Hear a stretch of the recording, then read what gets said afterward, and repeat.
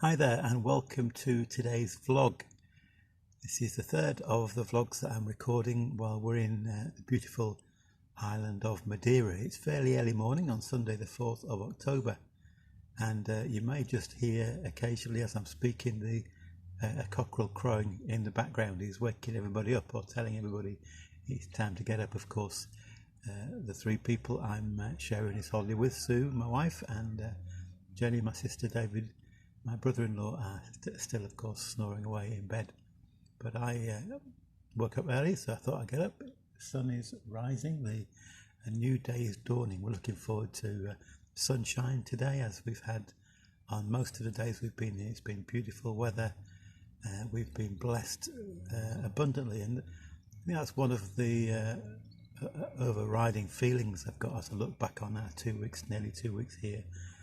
Is just feel so blessed to have been here, to have had this opportunity. It must be one of the best holidays that I've ever, or I can remember, and it's been wonderful. We've been out and about some days, we've chilled about here. We're blessed to have our own little pool here, so whenever things get a bit hot or just feel like it, get in the pool, chill out, cool down, a bit of exercise in the swimming pool. It's been fantastic.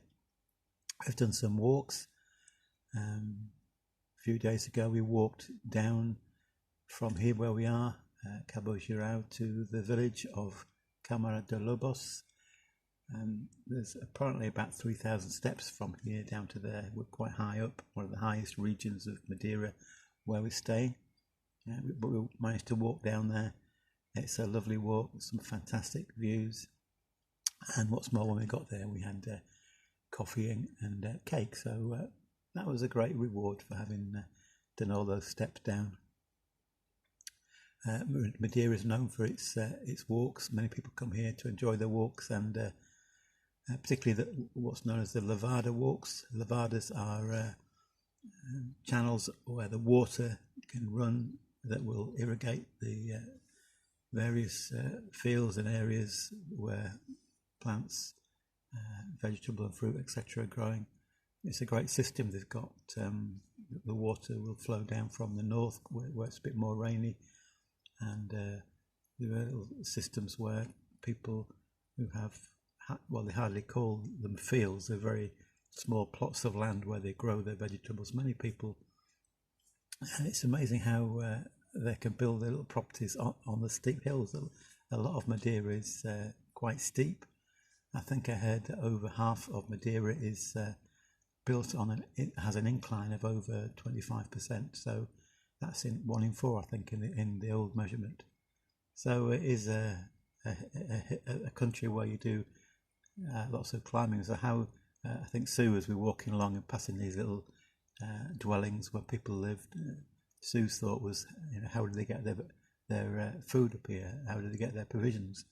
And it's amazing how these little dwellings are there, and people manage. Often they are supported by the fruit and the vegetables they can grow themselves. It must be, although blessed in some ways, a hard existence as well. And this reminds us of how blessed we are in so many ways with all that we have and the opportunity to be here. One of the days we went on another Lavada walk, which involved us going through quite a long tunnel where the water was flowing through a big tunnel. Well, it's not all that big. A tunnel had been built. If you build a tunnel, I suppose you do, through the mountain, so that the water could run up in the Lavada, the stream, but also a little footpath to the side.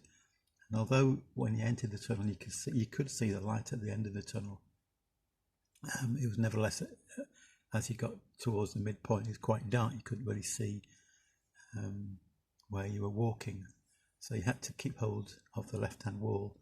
The tunnel was reasonably high, although I guess somebody over 6 foot would need to mind their head. Keep your eyes fixed on the light, but also to the tunnel wall at your left. David did bring with him a wind-up torch that we have here in the villa, but we made it through and then made it back again. And then we all realised, of course, we could have used the light in our mobile phones. So that resource was there for us, but we forgot to use it. Keep your eyes fixed upon the light, and that's a good motto, isn't it, for the Christian life? The light of Christ is what is so important in our lives. In fact, I've just started reading a book on my Kindle by Matt Redman, and he was one of the things he was saying is that to really truly be inspired to live our full Christian life, we've got to earnestly seek to know God better, to get a clearer picture of God and who he is. And God is a God who loves to reveal himself to us, but we need to have that hunger for him. Jesus said, didn't he, seek and you will find. And as our revelation of who God is becomes clearer, then that inspires us in our Christian walk, in our Christian journey. I think, on reflection, as we prepare tomorrow to return to the UK, that is my desire, to get to know God in a clearer way. Now, I said earlier on that we've had lots of sunshine while we've been here, and of course, my sister Jenny pointed out that my complexion has changed. Because of that, and the sun has had an impact on my face. I'm now a bit more tanned, and obviously the illustration there is that the more we draw near to Jesus and to God our Father, the more the light of his presence reflects in us, is seen in us. And surely that is what we all should be aiming for, to get to know God better, to better reflect his love, his power, his joy, his peace. Everything that God is should be seen in us. And that's a really challenge, isn't it? We've been utterly blessed while we've been here. I haven't really watched the news all that much. I haven't checked my emails very much. It's been just a superbly restful time and enjoyable time. I didn't hear this morning or read that the number of cases of confirmed cases of COVID has risen dramatically in the UK, and so our thoughts and prayers are with that country and all the countries around here as they grapple, all countries that are really grappling with that situation. We feel tremendously safe here in Madeira. They've got such a good system for keeping COVID under control, so it's been a blessing to be out of our home situation for a couple of weeks. Of course, we go back and we go rejoicing, because it's always good to get home, isn't it?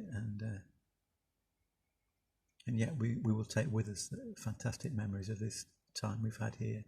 So I thank God and pray for that desire in my heart to get to know him more and more as the days and weeks and months and who knows years unfold before us. Just before we go, can you see there, just in the background, beautiful bougainvillea? What such a lovely plant that is, with amazing colours of different kinds. What a shame that our climate back in the UK is not really conducive to growing bougainvillea, but who knows, perhaps with global warming it will become so.